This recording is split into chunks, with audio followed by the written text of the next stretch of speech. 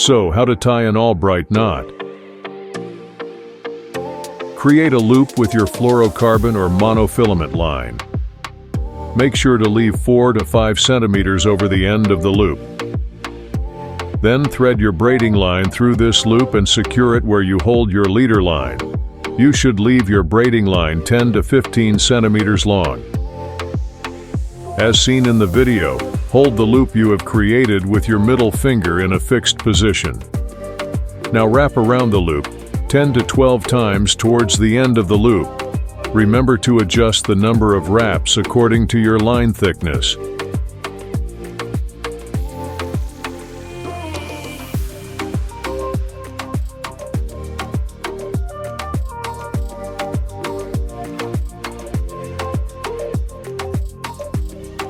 After the winding process is finished, pass the end of the fishing line from the front to the back of the ring.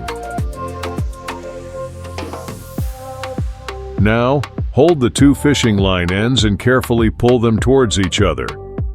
Moisturizing the knot at this stage will make your knot stronger. After the knot shape is formed, release the excess line ends and pull strongly from the main lines.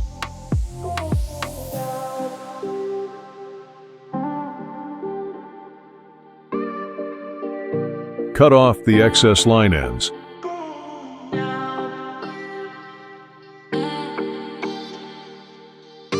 Don't forget to subscribe for more fishing information. The Albright knot is complete.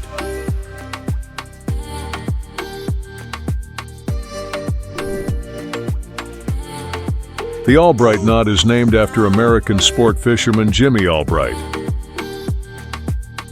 In the 1950s, Albright developed this knot while searching for a strong and reliable way to join lines of different diameters. Over time, the knot became popular among anglers and has been widely used in both saltwater and freshwater fishing. The Albright knot is especially ideal for connecting a light leader line to a thicker main line or braided line, and due to these characteristics, it is still frequently used today. Now I will explain step by step how to tie a correct Albright knot.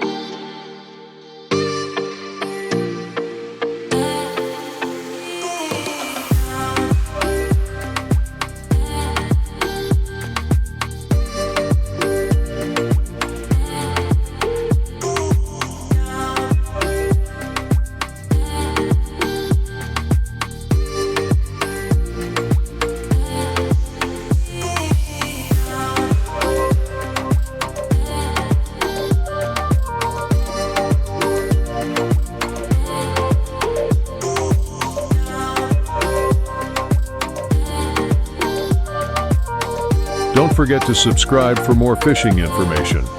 Thanks for watching.